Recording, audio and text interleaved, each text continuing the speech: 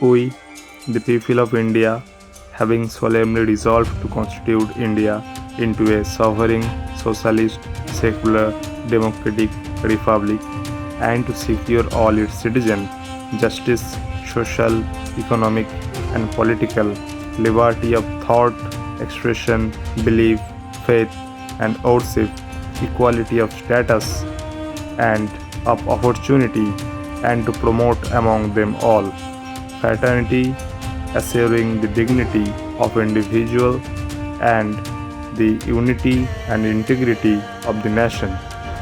In our Constituent Assembly, this 26th day of November